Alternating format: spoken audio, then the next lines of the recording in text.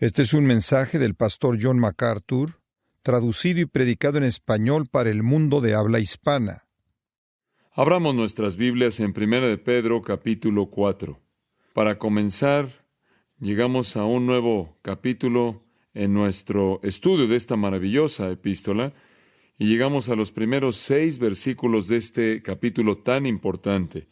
Tenemos cosas maravillosas por delante en este capítulo. Pero para comenzar, permítame leerle los primeros 6 versículos de 1 de Pedro, capítulo 4.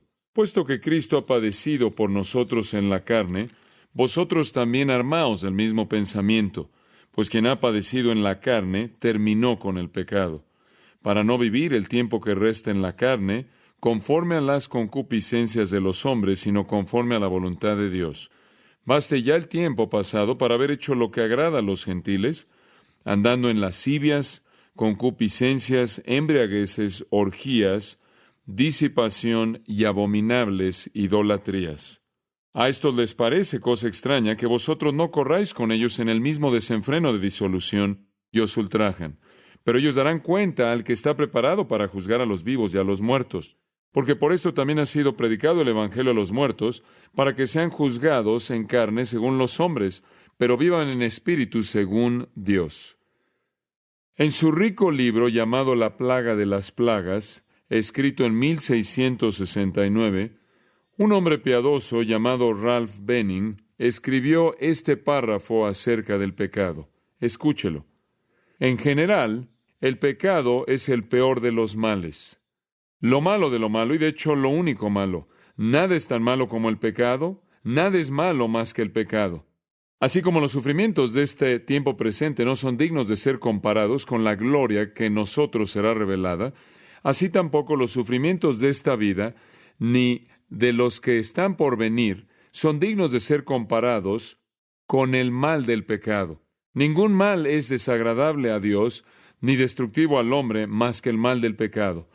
El pecado es peor que la aflicción, que la muerte, que el diablo, que el infierno. La aflicción no trae tanto sufrimiento, la muerte no es tan mortal, el diablo no es tan diabólico, el infierno no es tan infernal como lo es el pecado.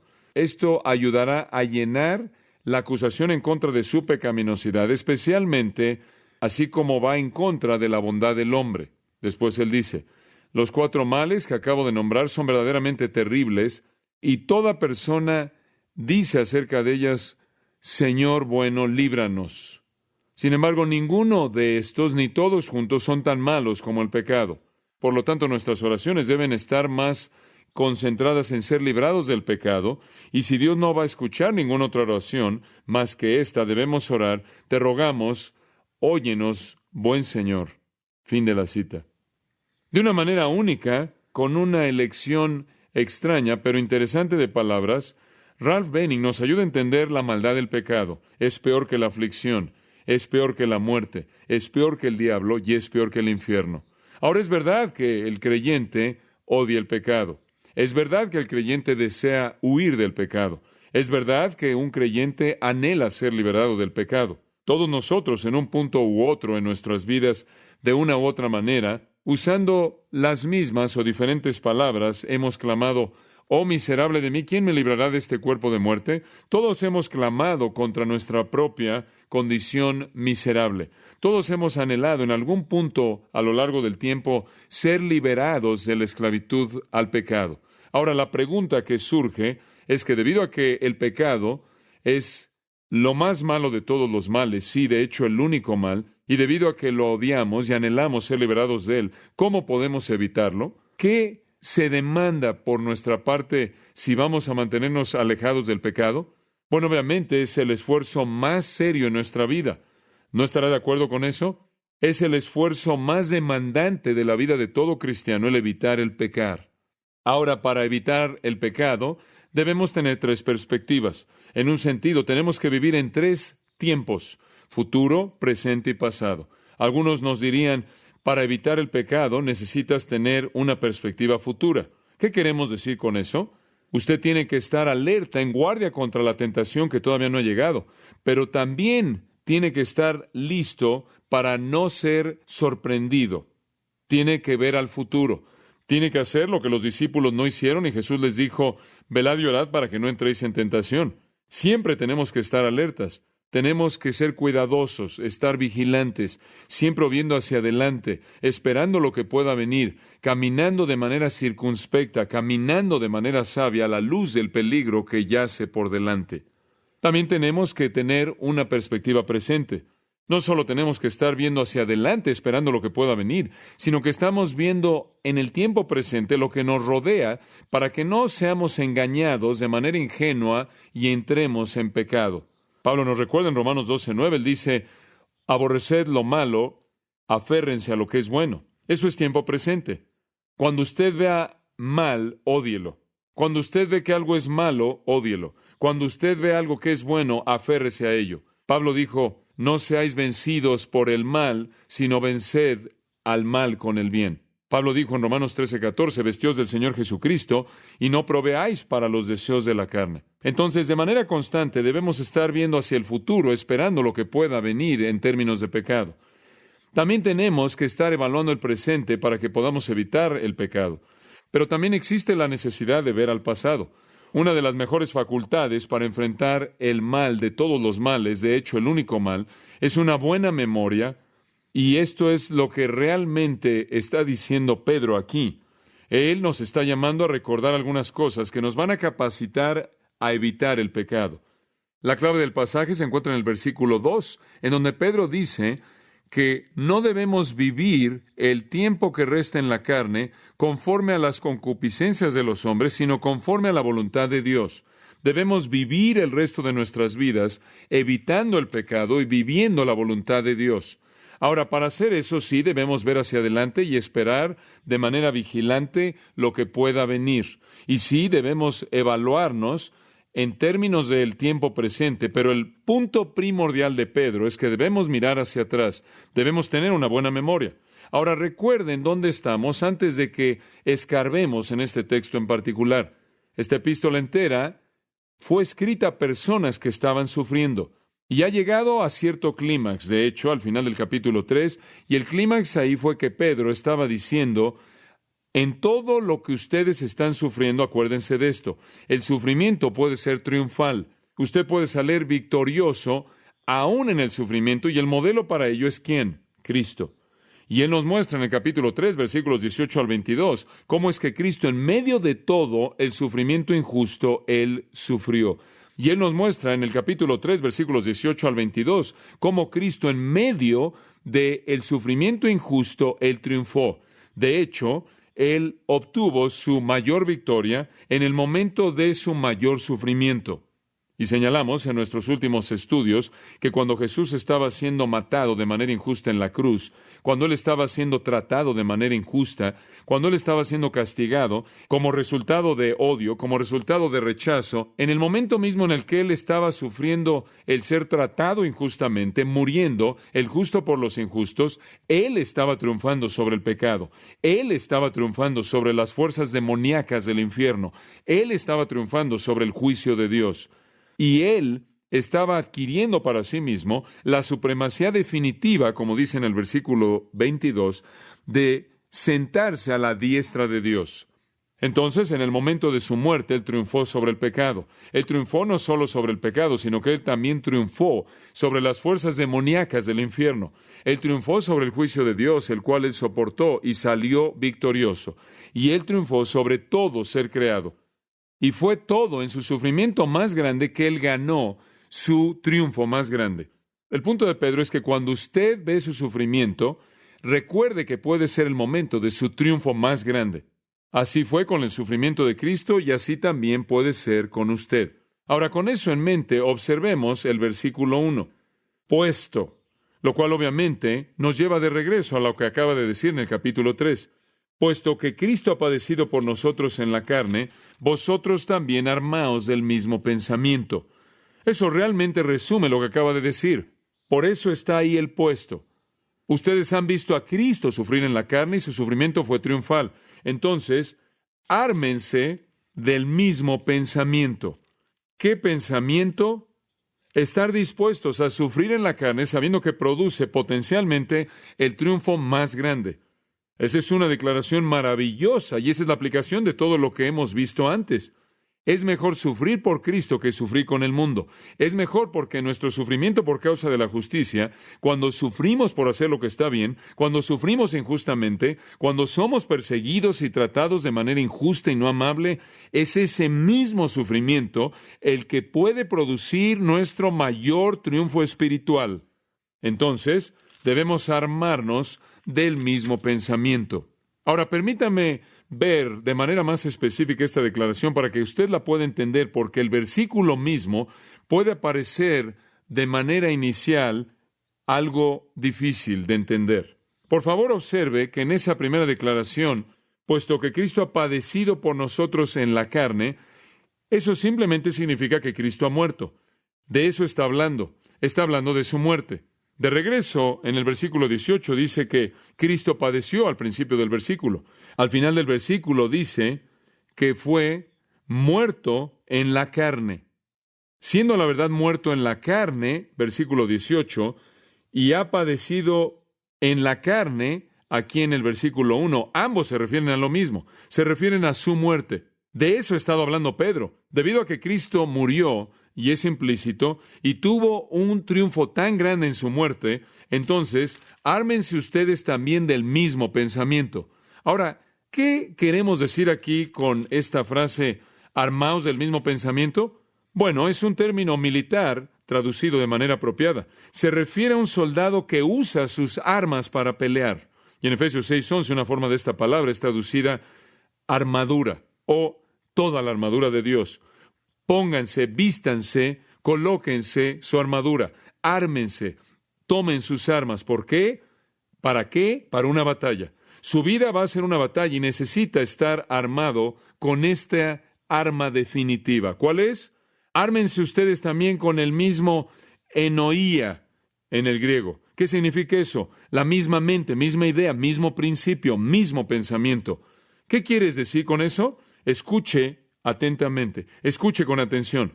Ármese con el mismo reconocimiento, la misma idea y el mismo principio que fue manifiesto en el sufrimiento de Cristo.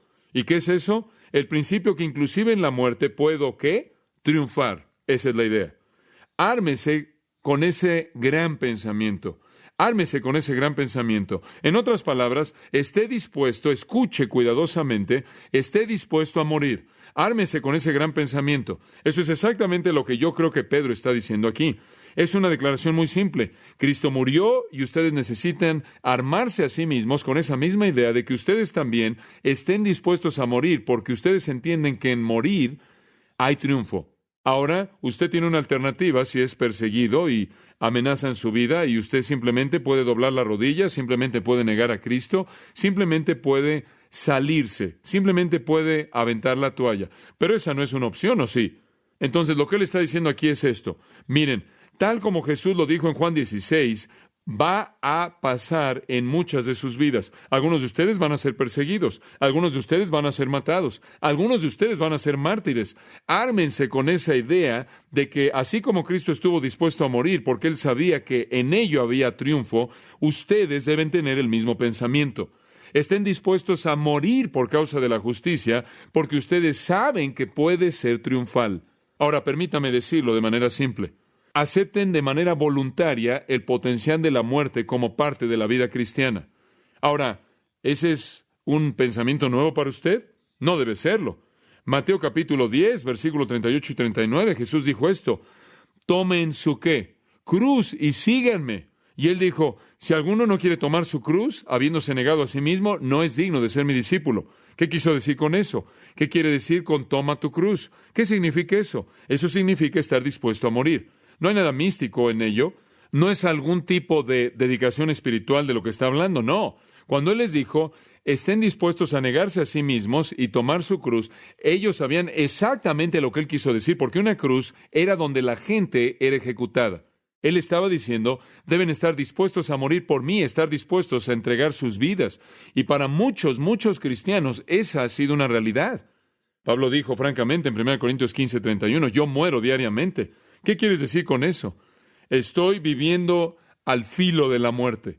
En 2 Corintios capítulo 4, conforme él habló de la naturaleza de su propio ministerio, Él dijo, somos perseguidos, somos golpeados, siempre estamos llevando en el cuerpo la muerte de Jesús. Constantemente estamos siendo entregados a la muerte por causa de Jesús. La muerte opera en nosotros. En otras palabras, Él siempre estuvo al filo de la muerte y un día Él murió por Cristo, ¿no es cierto? Pero Él estaba listo para eso. Recuerde que cuando Él escribió su última carta, Él dijo, estoy listo para ser ofrecido. Como puede ver, Él se había armado a sí mismo de esta idea. Él había visto la muerte de Cristo y había visto a Cristo triunfar en ella, y entonces Él se armó a sí mismo con la misma idea de que estoy dispuesto a morir por Cristo. Y Pedro aquí, como Pablo, tiene lo mismo en mente. Ustedes descubrirán, queridos amigos, que ese es el arma definitiva. Ese es el arma definitiva.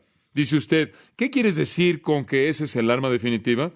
Mire, si lo peor que le pueden hacer a usted es matarlo, y desde su punto de vista lo mejor que le puede pasar a usted es morir, entonces les ha ganado.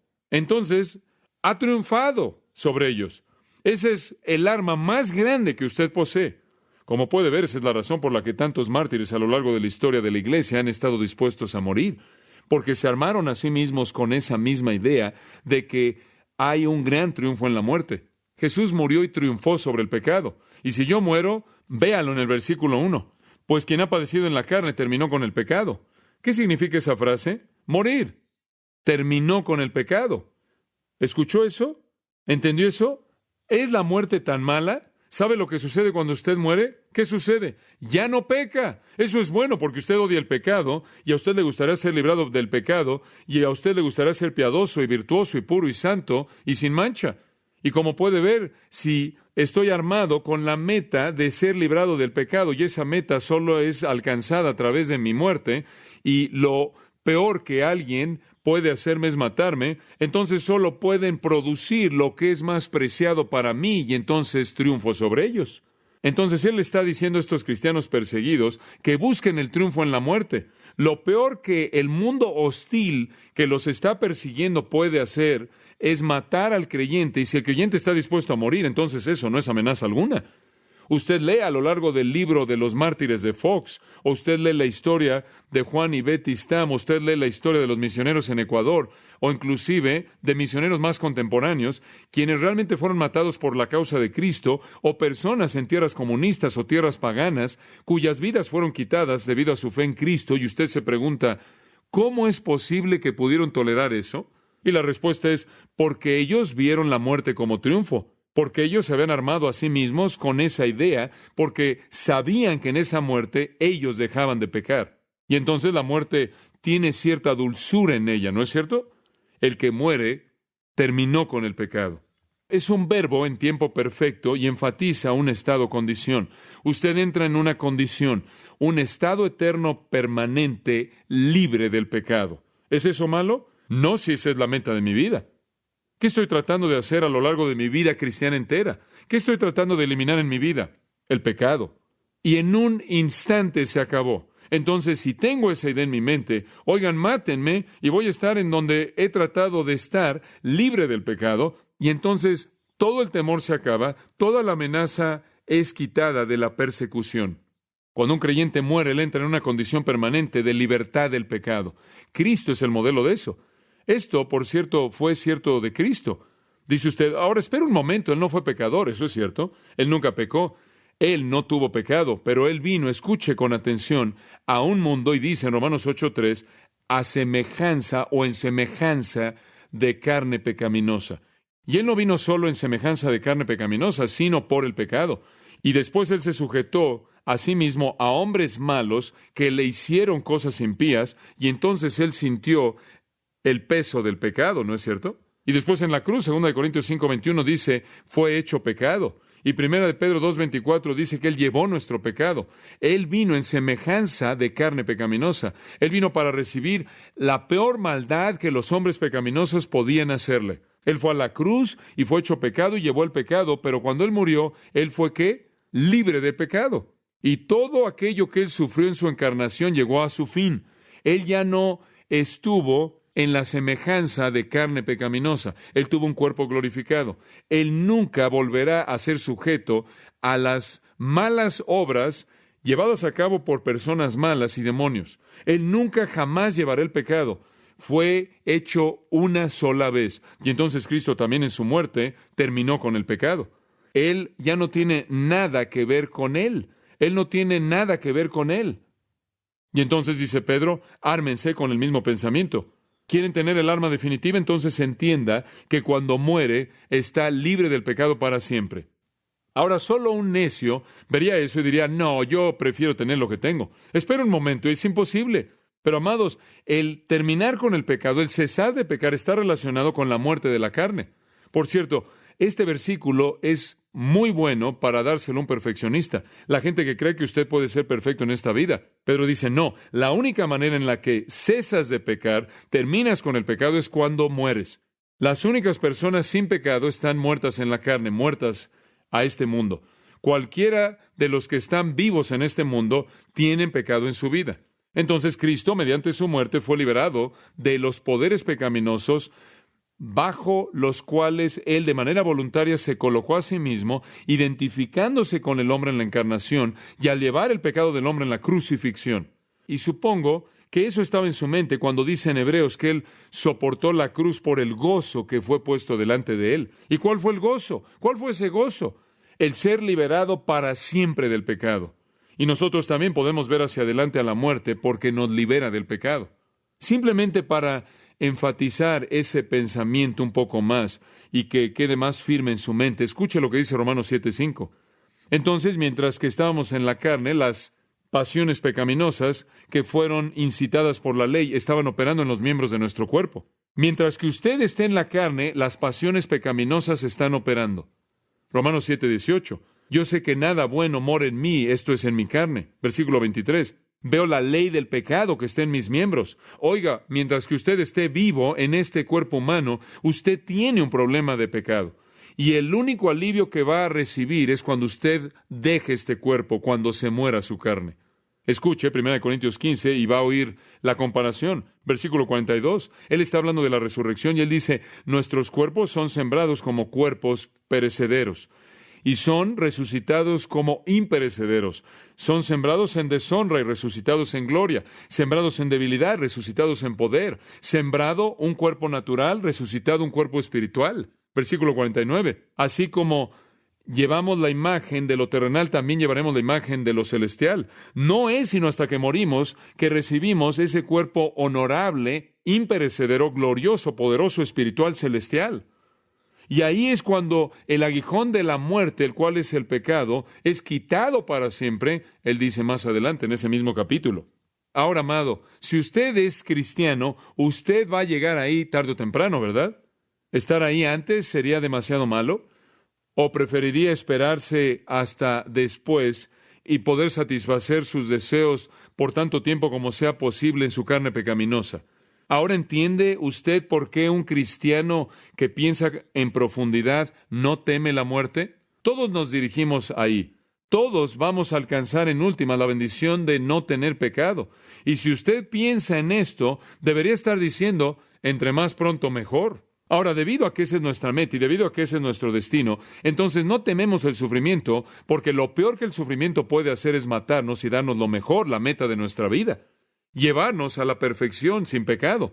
Ahora, si usted llega a ser quemado en la estaca, crucificado de cabeza, o suspendido en el aire con clavos en sus talones, o si termina siendo masacrado o lo que sea, y hay una pequeña probabilidad, muy pequeña, supongo, simplemente puede recordarle a sus perseguidores que están haciéndole un favor inmenso, porque en ese proceso están llevándolo a usted a la gloria perfecta sin pecado, la cual es aquello para lo cual usted fue salvado en primer lugar, y puede expresarle su más profunda apreciación y gratitud por ese regalo generoso, el cual le han dado a usted para que usted llegue a la perfección eterna.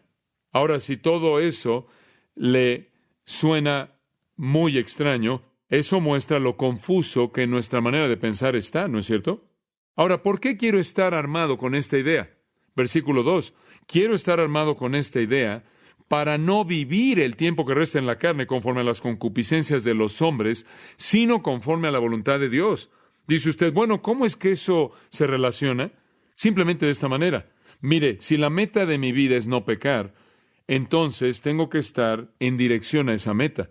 Voy a vivir mi vida evitando el pecado. Voy a vivir el resto de el tiempo en mi carne hasta el día que cese de pecar a través de la muerte, ya no para las concupiscencias de los hombres, sino para la voluntad de Dios.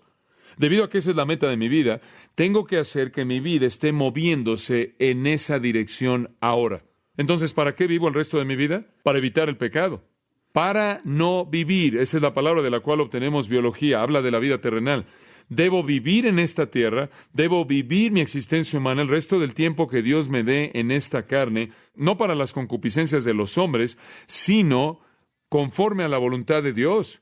Los años que me queden en la vida, lo que me quede en este cuerpo pecaminoso carnal, ya no va a ser para las concupiscencias de los hombres, ya no va a ser motivado, energizado por las epitumía, usted sabe, esa palabra fuerte que significa deseo malo.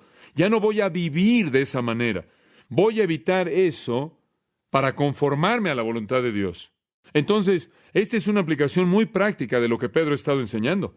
Cristo triunfó en su muerte. Usted debe tener la misma manera de pensar, de que se dirige a un triunfo sobre el pecado y no lo va a alcanzar hasta que llegue a la muerte, y entonces su muerte será su mayor triunfo. Y debido a que la meta de su vida es la muerte que lo libera del pecado, entonces el tiempo presente de su vida debe ser la búsqueda de la meta de su vida, la cual consiste en estar tan libre del pecado como sea posible aquí y ahora. Entonces, para el resto del tiempo en la carne, usted no busca las concupiscencias de los hombres, sino busca la voluntad de Dios. Pedro entonces nos está llamando a evitar el pecado y a no vivir ya impulsado por nuestro deseo maligno arraigado en nuestra carne. Y si usted quiere un buen retrato de eso, solo necesita recordar la carta de Pablo a la iglesia en Éfeso, en donde dice en el capítulo 2, describiendo a los no regenerados: vosotros estabais muertos en vuestros delitos y pecados, en los cuales anduvisteis en otro tiempo, siguiendo la corriente de este mundo, conforme al príncipe de la potestad del aire, el espíritu que ahora opera en los hijos de desobediencia, entre los cuales también todos nosotros vivimos en los deseos de nuestra carne, haciendo la voluntad de la carne y de los pensamientos. Así era como vivíamos. Pero él dice, ahora soy cristiano, y el resto de mi vida ya no vivo de esa manera. Entonces, la meta de la vida cristiana consiste en evitar el pecado. Ahora, Pedro nos va a ayudar un poco en este pasaje para evitar el pecado. No al darnos una perspectiva adelantada o inclusive una perspectiva presente, sino dejándonos una perspectiva de memoria, llamándonos a recordar. Permítame darle por lo menos 2 puntos en esta noche y vamos a terminar la próxima vez. Nuestro estímulo importante para evitar el pecado, el cual no debemos hacer debido a que esa es la meta de nuestra vida, un estímulo muy, muy importante es una buena memoria. Y lo primero que quiero presentarles es que necesitamos recordar esto, que ¿qué le hizo el pecado a Jesucristo? Muy bien, necesitamos recordar qué le hizo el pecado a Jesucristo. Eso debería ayudarle a odiarlo. Eso debería ayudarle a evitarlo. Eso debería ayudarle a rechazarlo. Ahora, mientras pasan los largos años de nuestras vidas hasta que cesemos de pecar a través de la muerte, a lo largo de todo este tiempo vamos a hacer lo que podamos por evitarlo. Y para querer evitarlo, creo que usted tiene que realmente odiarlo. Y para que usted realmente lo odie, tiene que entender cómo es. Y para entender cómo es, necesita comenzar al ver lo que le hizo a Cristo. ¿Qué le hizo a Cristo? Versículo 1, Cristo ha padecido por nosotros en la carne. Dígame usted, ¿qué le hizo a Cristo? En una palabra, lo mató. Lo mató, le costó su vida. ¿Puede disfrutarlo cuando sabemos lo que le hizo a Cristo? Cuando usted reconoce que Él fue hecho pecado, cuando usted se da cuenta de que Él fue hecho pecado, cuando usted se da cuenta de que Él llevó en su cuerpo nuestros pecados en la cruz, cuando usted se da cuenta de que la Biblia dice que Él fue hecho una maldición por nosotros, maldito es todo aquel que cuelga de un madero en Gálatas, cuando usted se da cuenta de que Él fue el segundo miembro de la Trinidad, sin mancha, puro y santo, quien nunca tuvo contacto con pecado y quien después fue hecho pecado y llevó los pecados del mundo en su cuerpo y después le quitaron la vida, lo mataron, lo separaron de Dios, de tal manera que Él dijo, Dios mío, ¿por qué me has desamparado? Cuando usted se da cuenta de que lo colocaron en una cruz y le clavaron clavos en sus miembros y le colocaron espinas en su frente y se caía saliva de su cuerpo y una lanza fue metida en su costado. Cuando usted se da cuenta de todo eso y que todo eso fue causado por el pecado, eso debería ayudarle a odiar el pecado, ¿no es cierto? Si usted ama a Cristo. Veo a gente que está llena de venganza porque alguien ha lastimado, alguien ha dañado a alguien que ellos aman. Algunas veces vi una entrevista de un padre cuyo hijo ha sido matado por un hombre que venía en estado de ebriedad, un padre cuyo hijo fue matado por una enfermedad. Veo a un cónyuge que ha perdido a su cónyuge en un crimen cuando ellos habían sido la víctima inocente, y oigo la amargura y la venganza y el odio hacia el que cometió el crimen, y como padre y marido y amigo entiendo eso. Me acuerdo del día cuando vinieron a tocarme a la puerta de la casa y un hombre estaba ahí en el patio del frente con un cuchillo de carnicero amenazando llevarse a Melinda cuando ella era una pequeña niña, y recuerdo los sentimientos en mi propio corazón en el hecho de que tenía un bate de béisbol en mi mano. De hecho, le dije, si tú pasas por esa puerta, vas a encontrar tu cabeza en encino. Y creo que esa es una cita directa. Y sé lo que yo habría tenido que enfrentar en mi propio corazón si ella hubiera podido abrir la puerta, lo cual afortunadamente tenía doble chapa cuando ella estaba tratando de dejarlo entrar. Y sé lo que como padre pude haber sentido fuera de la gracia de Dios. Entiendo que cuando algo muy preciado para nosotros es atacado y devastado y aplastado y matado, lo que surge en nuestros corazones, y es un odio de eso, no es que es un odio de esa persona, sino es que es un odio de la obra, del acto. Y ciertamente, si entendemos que el asesino de Jesucristo fue el pecado, deberíamos odiar el pecado. ¿Acaso eso no parece una conclusión razonable? Entonces, si usted tiene una buena memoria, podría ayudarle a evitar el pecado, y lo primero que debe recordar es lo que el pecado le hizo a Jesucristo. Lo segundo que debe recordar, recuerde lo que el pecado le ha hecho a cristianos. Recuerde lo que el pecado le ha hecho a cristianos. Y dice usted, bueno, ¿qué es eso? Bueno, le voy a decir lo que nos ha hecho a nosotros. Nos ha destrozado. De hecho, nos ha destrozado tanto que ni siquiera podemos liberarnos de él hasta que estemos, ¿qué? Muertos. ¿No odie usted eso? ¿No le gustaría tener una semana sin pecar? Nos ha destrozado, nos ha destruido. Versículo 1. Pues quien ha padecido en la carne terminó con el pecado. Lo que el pecado nos ha hecho es infectarnos a tal grado que la única manera en la que podemos terminar con él es estar muertos. Y de la misma manera, mientras que estemos vivos, somos atacados por él. Usted lee Romanos capítulo 7 y el apóstol Pablo está clamando, yo amo la ley de Dios con mi hombre interior, pero hay algo más en mí, hay algo que está luchando con ese amor por lo que está bien. El pecado que hay en mi carne, las cosas que quiero hacer no las hago, y las cosas que no quiero hacer las hago. ¡Oh, miserable de mí! Romanos capítulo 8, la creación entera gime esperando la manifestación gloriosa de los hijos de Dios. ¿Quiere saber qué está esperando la creación entera? La muerte y la resurrección. Quiere una nueva creación, así como nosotros queremos una nueva vida. No es sorprendente que Pablo le dijo a Timoteo cuando le escribió, estoy listo, yo estoy listo para ser sacrificado. Le dice en 2 de Timoteo 4:18, el Señor me librará de toda obra mala y me llevará a salvo a su reino celestial. ¿No es eso bueno? Pablo dice, yo espero con anhelo que llegue el día cuando muera, porque cuando muera el Señor me librará de toda obra mala y me llevará a salvo a su reino. No es sorprendente que él dijo, he acabado la carrera. He guardado la fe, estoy listo para irme, sáquenme de aquí, ya estoy cansado. Y algunas personas quieren vivir en este mundo por tanto tiempo como sea posible. Tito 2:14 dice que Él se entregó a sí mismo por nosotros a fin de redimirnos de toda obra impía y purificar para sí mismo un pueblo suyo. O seamos quien debemos ser. Muy bien, odio el pecado no solo por lo que le hizo a Cristo, sino por lo que le ha hecho a cristianos. Digo, sería maravilloso pastorear a una congregación perfecta o ser un pastor perfecto de personas perfectas. Es difícil ser un pastor imperfecto de personas imperfectas. Ser un líder pecaminoso de personas pecaminosas, muy difícil, es muy difícil. Y si recuerdo lo que el pecado le hace a cristianos, voy a crecer en mi odio en contra de él. Y le voy a decir algo, entre más tiempo está usted en el ministerio, más lo odia. Entre más tiempo vive usted como cristiano, más lo odia porque usted continúa acumulando un archivo muy, muy grande acerca de lo que le hace a cristianos. Cómo destroza sus vidas de tal manera que solo en la muerte puede haber alivio. Bueno, eso es solo parte de lo que Pedro dice aquí. Inclinémonos en una palabra de oración. Señor, gracias por el recordatorio en esta noche de que debemos odiar el pecado y armarnos con la mente de Cristo, quien estuvo dispuesto a morir porque al morir Él dejaría de tener nada que ver con el pecado, todo acabaría ahí. Señor, cuando vemos lo que el pecado le hizo a Él, cuando vemos lo que le hace a cristianos, a nosotros, que lo odiemos lo suficiente como para armarnos con la misma idea de que estamos dispuestos a morir, porque morir es ser liberados del pecado para siempre. Oh, gozo y bendición inimaginables.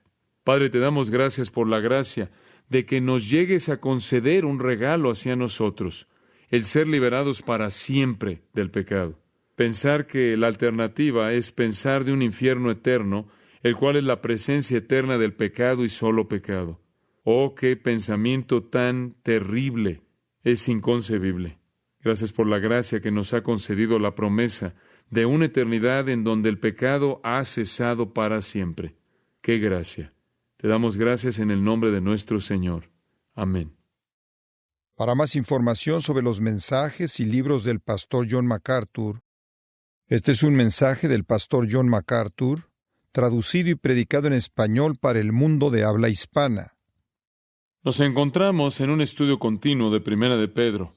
En esta noche nos encontramos en el capítulo 4, estudiando por segunda vez los versículos 1 al 6 y explicando el tema que está en el corazón de Pedro, esto es, una memoria que evite el pecado. Juan Owen, el gran puritano, a quien he estado leyendo, parece con bastante frecuencia en las últimas semanas, dijo lo siguiente: el pecado en el creyente es una carga que lo aflige, en lugar de que sea un placer que lo deleita. Todo verdadero creyente vive en una batalla tremenda entre el deseo de la carne no redimida y los deseos del nuevo hombre, la nueva naturaleza. Como el apóstol Pablo en Romanos 7, amamos la ley de Dios. Como el apóstol Pablo en Romanos 7, luchamos contra la ley o el principio del pecado. Y aunque haya algo en la profundidad de nuestra vida que ha sido plantado ahí por Dios mismo, en el maravilloso milagro de la regeneración, hay una nueva vida, un principio de vida nueva que anhela lo que es correcto y lo que es verdadero y lo que es bueno y lo que es honorable y noble y santo y puro. También está esa carne no redimida en la cual esa nueva naturaleza está encarcelada, y de esta manera tenemos una batalla. Y la pregunta que hacemos en esta noche al ver este texto es ¿cómo debemos enfrentar esa batalla?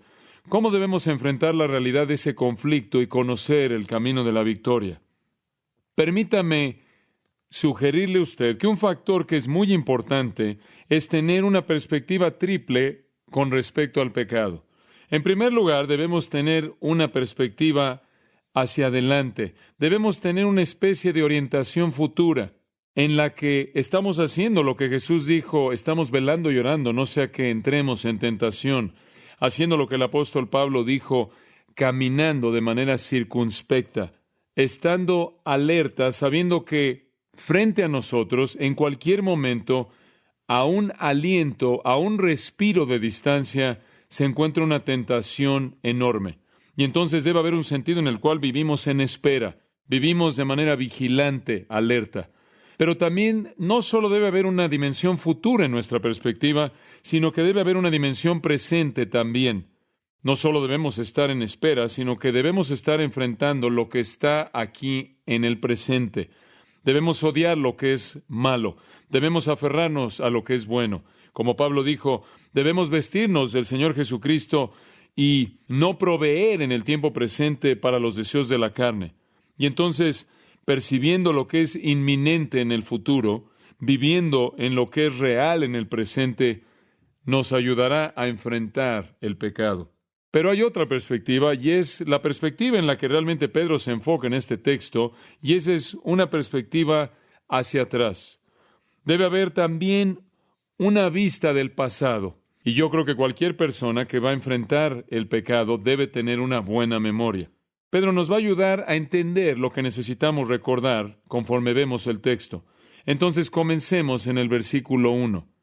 Puesto que Cristo ha padecido por nosotros en la carne, vosotros también armaos del mismo pensamiento, pues quien ha padecido en la carne terminó con el pecado, para no vivir el tiempo que resta en la carne, conforme a las concupiscencias de los hombres, sino conforme a la voluntad de Dios.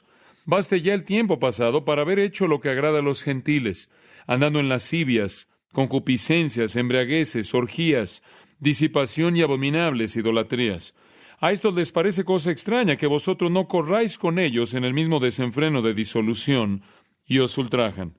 Pero ellos darán cuenta al que está preparado para juzgar a los vivos y a los muertos. Porque por esto también ha sido predicado el Evangelio a los muertos, para que sean juzgados en carne según los hombres, pero vivan en espíritu según Dios. Ahora recuerde que Pedro está escribiendo a cristianos que están experimentando sufrimiento, cristianos que están experimentando rechazo, cristianos que están bajo persecución directa. Y él ya ha hablado varias veces acerca de la dificultad de una persona piadosa en una situación impía, y él ha llegado a enfatizar al final del capítulo 3, de una manera muy fuerte, el punto que en el mayor sufrimiento puede haber el triunfo más grande. Es claro, cuando usted estudia Primera de Pedro, que el sufrimiento es el contexto. Y hay un sentido en el que la culminación a ver el sufrimiento llega en ese tercer capítulo, versículos 18 al 22, con el entendimiento de que el mayor sufrimiento puede llevar al mayor triunfo. Y el ejemplo de eso no es ningún otro que Jesucristo. Y recordará, a partir de nuestro estudio de Cristo, en el cual señalamos, conforme avanzamos a lo largo de ese pasaje, que Jesús en la hora de su mayor dificultad, en la hora de su mayor dolor, su persecución más severa, esto es la hora de su muerte, estaba ganando la victoria más grande que el mundo jamás ha conocido. Y el punto de Pedro es este: no importa qué tan difícil sea la hostilidad, no importa qué tan severa sea la persecución, debe entender que lo que puede ser el momento más difícil también puede ser el tiempo más triunfal. Ahí estaba Cristo siendo asesinado en una cruz, y a través de esa misma muerte Él estaba triunfando sobre el pecado, estaba triunfando sobre Satanás, estaba triunfando sobre los demonios, estaba triunfando sobre la muerte, estaba triunfando sobre el infierno, estaba triunfando, por así decirlo, inclusive sobre el juicio de Dios. Y al final Él fue exaltado hasta lo sumo por Dios mismo. Y en el versículo 22 dice que Él, habiendo subido al cielo, está a la diestra de Dios, y a Él están sujetos ángeles, autoridades y potestades. Entonces, cristiano, el sufrimiento puede ser triunfal. En base a eso llegamos al versículo 1. Puesto que Cristo ha padecido por nosotros, debido a que hay gran triunfo en el sufrimiento, debido a que Cristo ha sufrido en la carne, vosotros también armaos del mismo pensamiento, pues quien ha padecido en la carne terminó con el pecado. Pedro dice, Cristo sufrió en la carne triunfalmente, hagan ustedes lo mismo. Usted puede tener la victoria que es un paralelo en algunas maneras a la victoria de Cristo. Ahora, ¿qué es específicamente lo que tiene en mente? Permítame recordarle. Cuando dice que Cristo ha padecido en la carne, Él quiere decir que Cristo murió. Él está hablando ahí acerca de la crucifixión, como lo vimos en el versículo 18. Cristo también murió. Algunos manuscritos ahí dicen padeció. Suponemos que el intercambio busca señalar uno, la muerte, y uno, el sufrimiento asociado con él. Pero ambos van de la mano. Claro, esto es obvio. Cuando en el versículo 1 del capítulo 4 dice que Cristo padeció, ha padecido, se implica en ello que murió. Es un sinónimo aquí para muerte. Él dice entonces, armaos del mismo enoia. Armaos con la misma idea, el mismo propósito, el mismo principio, el mismo pensamiento. ¿Y qué pensamiento es ese? ¿Y qué idea y qué propósito?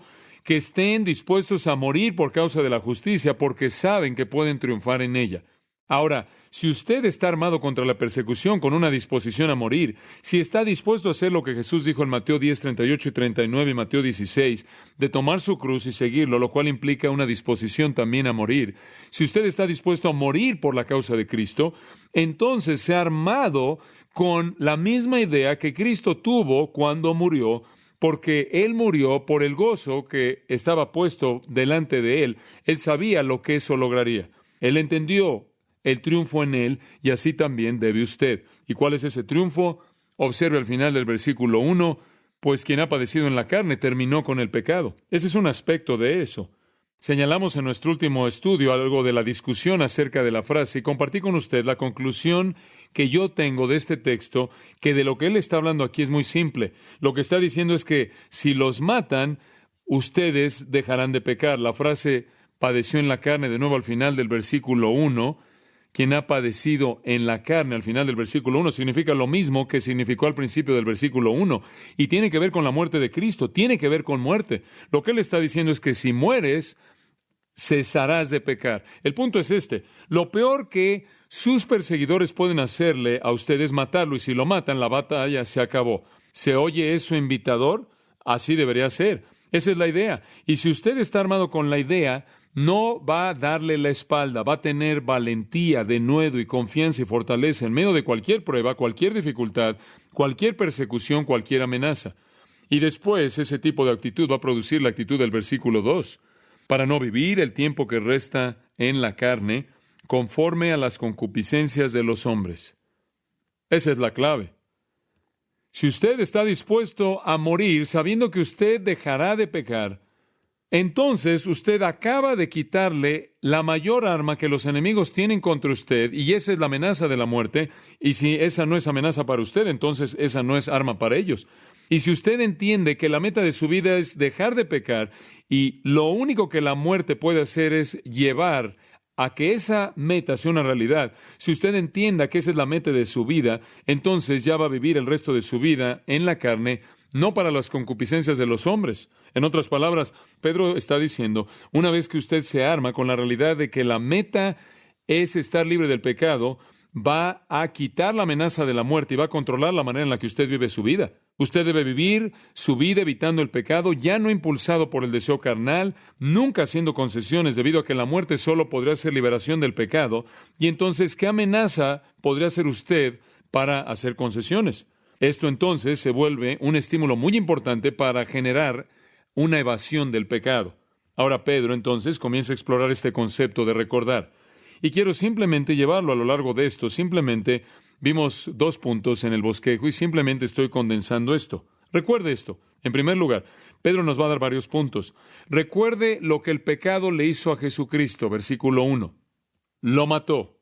Si vamos a enfrentar el pecado y si vamos a tener victoria sobre el pecado, vamos a tener que odiar el pecado. Parte de odiar el pecado es entender lo que el pecado hace. No hay una ilustración más grande de lo que el pecado hace que ver a lo que le hizo a Cristo. Cristo sufrió.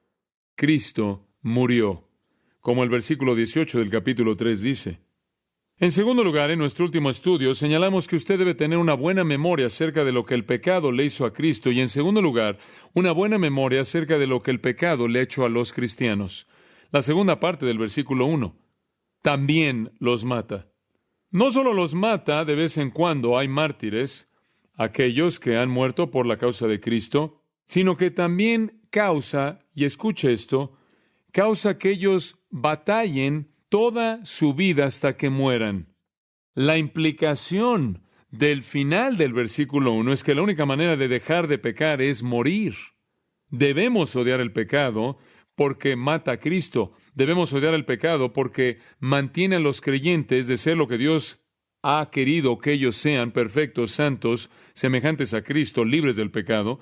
Nos restringe de ser lo que debemos ser, nos hace hacer lo que no queremos hacer y no hacer lo que queremos hacer. Crea una terrible batalla, provee para nosotros una especie de esclavitud de la cual nunca podremos ser realmente liberados en su totalidad. Y esa es la razón por la que clamamos por la redención de nuestro cuerpo en Romanos capítulo 8. Ahora, en tercer lugar, y aquí es realmente en donde retomamos nuestro estudio en esta noche, Debemos recordar que si vamos a evitar el pecado, no solo lo que le hizo a Cristo y lo que le ha hecho a los cristianos, sino lo que le ha hecho a Dios. Y esto solo por implicación, pero creo que es un punto que necesita ser mencionado. El versículo 2 dice que el creyente debe vivir el resto de su vida en la carne, ya no para las concupiscencias de la carne, sino conforme a la voluntad de Dios. Y aquí debemos recordar lo que el pecado le hace a Dios. Lo que le hace a Dios es violar su ¿qué? Su voluntad. Esa es la implicación. Pedro nos llama a darnos cuenta de que vamos a hacer la voluntad de Dios para el resto de nuestro tiempo en la carne, porque previo a nuestra salvación, obviamente, hacíamos todo menos la voluntad de Dios. Él hace un contraste entre vivir para las concupiscencias de la carne y vivir para la voluntad de Dios, uno o el otro. Pedro simplemente está diciendo, a manera de recordatorio, que debemos mirar hacia atrás y entender que el pecado viola la voluntad de Dios. Y cuando vivimos en pecado, cuando seguimos las concupiscencias de los hombres, violamos la voluntad de Dios. La Biblia está llena de muchas exhortaciones en este asunto de la obediencia y simplemente quiero llevarlos a unas cuantas que ustedes conocen bastante bien. Mateo capítulo 7 nos dice esto en el versículo 24, todo el que oye mis palabras y las hace, lo compararé a un hombre sabio que edificó su casa sobre la roca y descendió la lluvia y vinieron los ríos y soplaron los vientos y golpearon contra esa casa y no cayó porque había sido fundada o edificada sobre la roca. Y todo el que oye mis palabras y no las hace será como un hombre insensato que edificó su casa sobre la arena, descendieron las lluvias, vinieron los ríos y golpearon los vientos y golpearon contra aquella casa y cayó y grande fue su caída. Eso puede ser resumido al decir que el juicio vendrá al final y vendrá en contra de aquellos que no hicieron la voluntad de Dios. De regreso en el versículo 21, Jesús dijo, no todo el que me dice Señor, Señor entrará en el reino de los cielos, sino el que hace la voluntad de mi Padre que está en los cielos. Esta entonces es una exhortación a la obediencia de la voluntad de Dios. En Mateo capítulo 28, a todos se nos recuerda el hecho de que en la Gran Comisión Jesús dijo que debemos enseñarles a que hagan todo lo que os he mandado. Eso es parte de la médula de hacer discípulos y consiste en traer a los hombres a la obediencia a los mandamientos que expresan la voluntad de Dios. Usted bien recuerda, quizás a partir o quizás desde su niñez, memorizándose Romanos 12:2, escúchelo, no os conforméis a este siglo, sino transformaos por medio de la renovación de vuestro entendimiento, para que comprobéis cuál sea la buena voluntad de Dios, agradable y perfecta. En Efesios capítulo 5, versículo 7, las Escrituras dicen que no debemos ser participantes con aquellos que son engañadores, en contra de los cuales la ira de Dios viene, ellos que son llamados hijos de desobediencia. En Efesios 6:6 dice que debemos ser esclavos de Cristo, haciendo la voluntad de Dios desde el corazón. Me encanta, Colosenses 4:12 habla de Epafras, quien siempre estaba esforzándose ardientemente por vosotros en sus oraciones, para que fueran perfectos y estuvieran completos, confirmados en toda la voluntad de Dios. Y entonces así sigue y sigue y sigue a lo largo del Nuevo Testamento el llamado a la obediencia. El pecado, por otro lado, comenzando con Lucifer y su caída, es una expresión de desobediencia, el rehusarse a hacer la voluntad de Dios. El pecado es rebelión, dicen las Escrituras. El pecado es hostilidad en contra de Dios. Ahora, amados, este es un punto simple que les presento y simplemente esas Escrituras para recordarles de lo importante que es la obediencia. Pero este es un punto simple. El punto es este. ¿Cómo podemos pecar cuando entendemos que viola la voluntad de Dios? Dios, quien ha mostrado tanta gracia para con nosotros, Dios, quien ha sido tan amoroso y misericordioso y amable, ¿cómo podemos vivir? Dicho en las palabras de Pedro, el resto de nuestro tiempo en la carne conforme a las concupiscencias de los hombres y no conforme a la voluntad de Dios. No podemos. Si usted desea evitar el pecado en su vida, debe tener una perspectiva hacia atrás. Debe entender lo que el pecado le hizo a Cristo. Lo mató. Es algo despreciable, odioso. Debe entender lo que le ha hecho a los cristianos. los ha retrasado y ha evitado que ellos sean todo lo que deben ser fuera de Él. Usted debe recordar lo que le hace a Dios. Viola su voluntad santa. Hay un sentido en el cual asesta un golpe en su bendito rostro. Se rebela contra Él. Véalo por lo que es. En Jeremías capítulo 22, versículo 21, y Jeremías 35, 14 dice: te he hablado una y otra vez, sin embargo, no me has escuchado. Esa es la esencia del pecado, rebelión. En cuarto lugar, yo creo que Pedro nos sugiere aquí que si vamos a evitar el pecado, debemos recordar lo que el pecado le ha hecho a la humanidad perdida. No solo lo que le ha hecho a Cristo, lo que le ha hecho a los cristianos al retrasarlos de ser lo que podrían ser, no solo lo que le ha hecho Dios, sino lo que le ha hecho a la humanidad perdida.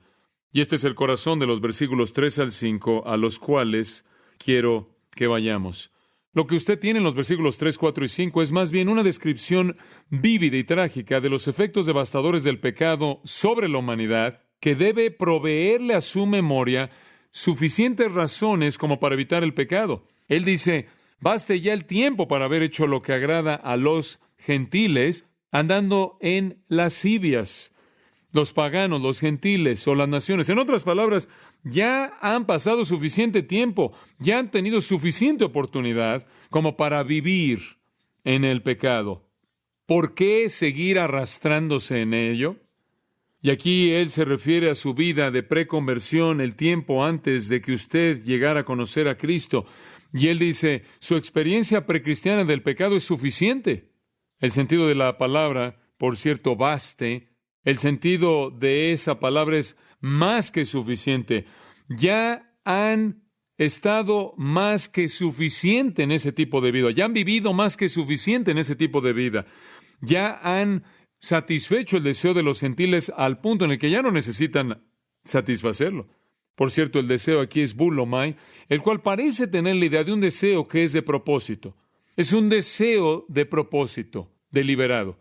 Y cuando usted no era salvo y cuando usted estaba sin Dios y sin Cristo, su corazón buscaba, tuvo el propósito de satisfacer su deseo malo. Es lo que Pedro llama en el capítulo 1:18 una manera fútil de vivir. Usted ya ha pasado más que suficiente tiempo en eso. Suficiente tiempo como para haberlo vivido, para haber producido, para haber vivido el estilo de vida pagano a su límite. Ahora déjelo. Entonces recuerde lo que le hizo a la humanidad perdida al recordar lo que usted era, cómo era antes de que fuera convertido. Y el resto de este tiempo, haga la voluntad de Dios. Ya tuvo suficiente de eso. Ahora, Pedro ni siquiera se detiene en ese punto, sino que más bien les recuerda o recuerda con ellos y se vuelve más específico. Y observen de nuevo el versículo 3. Él describe ese estilo de vida anterior como haber seguido un curso, haber buscado un curso de vida. Eso significa conducir la vida de alguien. Ustedes condujeron su vida a lo largo de este curso, moviéndose a lo largo del curso del pecado, por así decirlo, al ritmo hipnótico del tambor diabólico. Es el diablo que llama a la cadencia de la marcha descendente solemne al pecado, y ustedes lo estaban haciendo, y eso es suficiente. Vean su pasado, ¿no es suficiente? Hay muchos de ustedes aquí en esta noche que ven su pasado y dicen, eso fue suficiente, más que suficiente. Ahora veámoslo un poco más de cerca, ¿cómo se veía? 6 palabras para describirlo. Ustedes anduvieron en lascivias, aisolagia. La palabra es usada para describir el espíritu que no conoce restricción.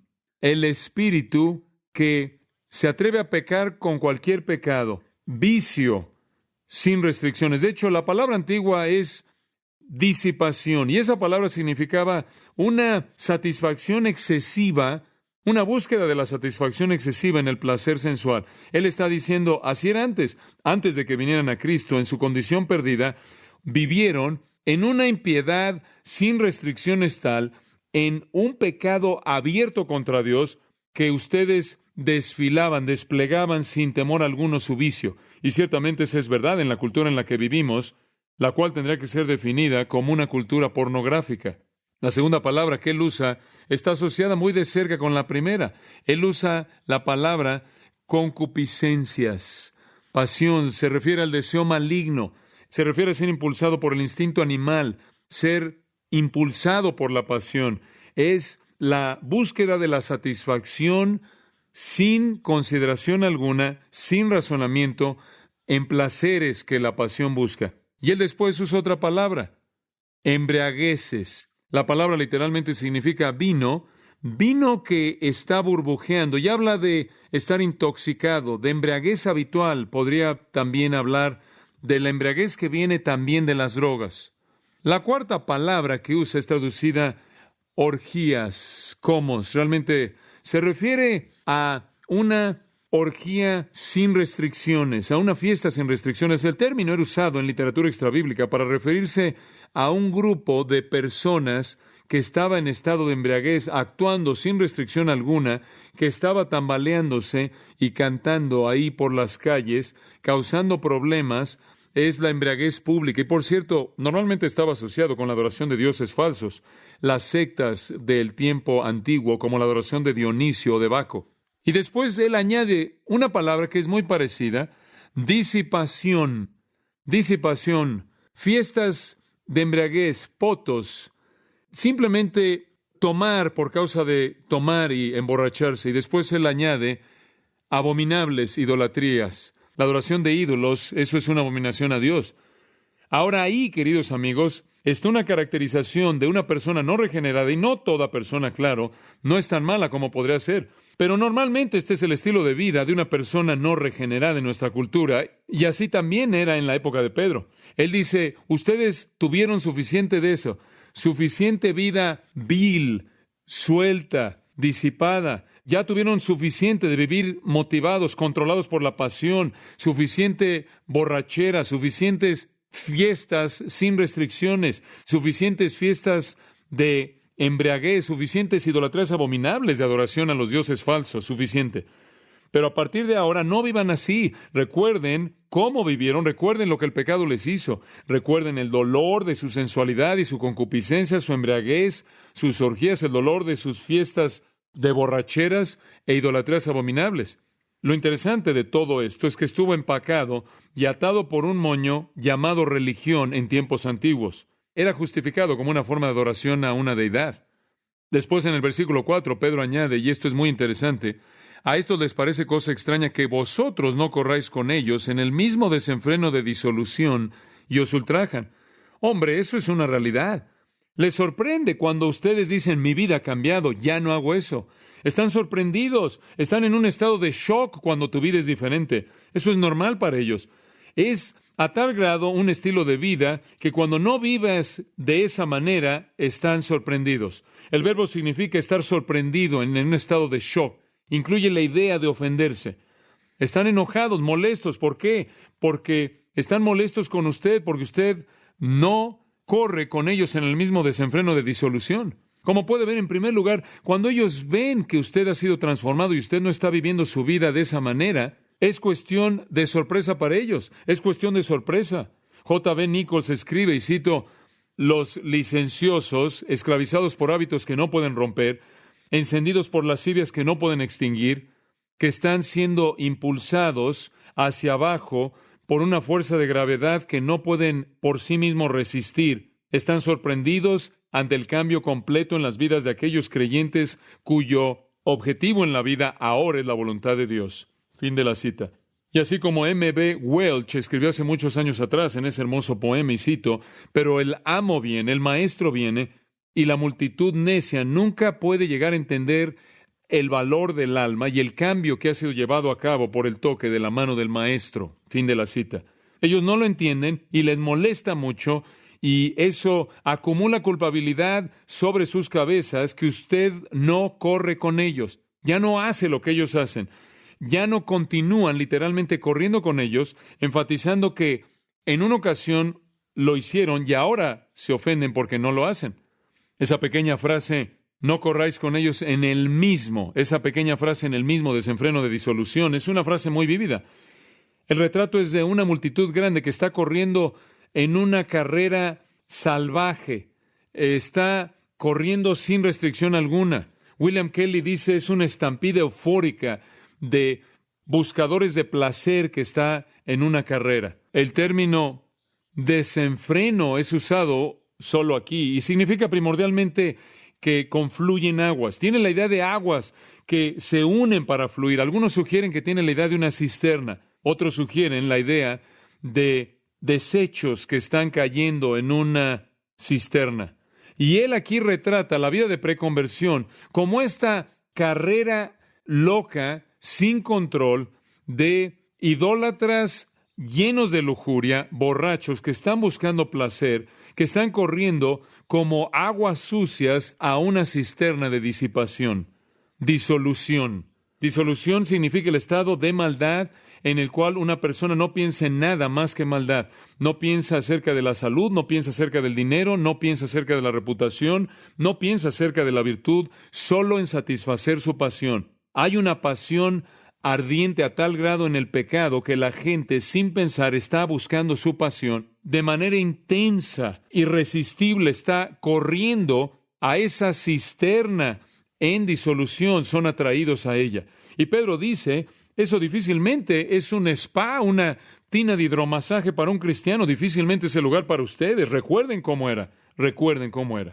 Y él dice, os ultrajan, blasfemeo, los blasfeman, los difaman, atacar la reputación de alguien, calumniarlos, hablan mal de ustedes porque ya no están corriendo a la misma cisterna a la cual van corriendo ellos. De nuevo, Kelly dice, y cito, hay suficiente evidencia a partir de fuentes paganas como también cristianas, que fue precisamente el hecho de que los cristianos se rehusaron a participar en la rutina de la vida contemporánea, particularmente el entretenimiento convencionalmente aceptado, las ceremonias cívicas y cualquier función que involucraba contacto con la idolatría o lo que ellos consideraban inmoralidad, que causó que ellos fueran odiados, menospreciados y ellos mismos sospechados de prácticas ilícitas. Fin de la cita.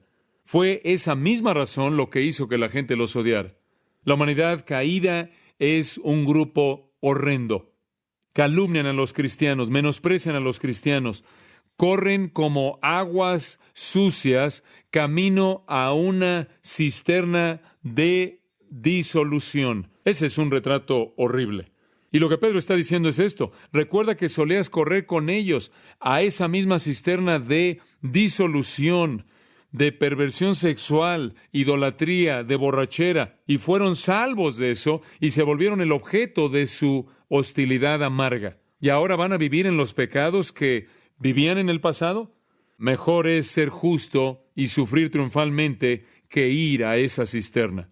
Y después él añade una nota en el versículo 5. Pero ellos darán cuenta al que está preparado para juzgar a los vivos y a los muertos. El verbo darán cuenta significa pagar de regreso. Ellos serán pagados. De hecho, la gente que hace eso, que vive así y que calumnia a los cristianos, están acumulando una deuda para con Dios a tal grado que van a pasar toda la eternidad pagándola de regreso. Se les demandará el pago. Este verbo es un término de libros de contabilidad. Dios lo tiene en sus libros y van a pagar. Las Escrituras describen ese pago. Usted lee en Mateo capítulo 18, versículo 23 en adelante, y lee en Apocalipsis capítulo 20, versículos 11 al 15. Viene un tiempo cuando ellos pagarán y van a dar cuenta al que está preparado para juzgar a los vivos y a los muertos cuando estén ahí ante el juicio del gran trono blanco. Él dice esto, al que está preparado para juzgar a los vivos y a los muertos. Los vivos, aquellos que están vivos en la actualidad en el tiempo de Pedro. Los muertos, los que ya murieron, todos van a ser juzgados, todos. Como dice Romanos 3:19, Pablo escribe, para que toda boca sea cerrada y nadie pueda defenderse, no van a escapar el juicio. Y van a quedar mudos ante un Dios santo, ante el trono del juicio, sin defensa, sin ningún abogado, sin excusa, y serán juzgados. De hecho, la severidad de su juicio es quizás descrita de manera vívida en 2 de Tesalonicenses como en cualquier otro lugar. Porque es justo delante de Dios pagar con tribulación a los que os atribulan.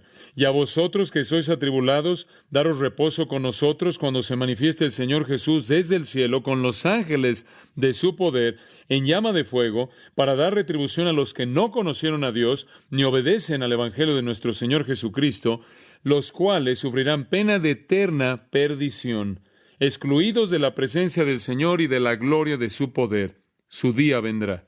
Una nota en el capítulo 4, versículo 5, la palabra ellos darán cuenta al que está preparado para juzgar. ¿Quién es el juez? ¿A quién se identifica como Podríamos decir, por un lado es Dios, 1 Pedro 1:17. Si invocáis como Padre al que juzga imparcialmente, eso se refiere a Dios.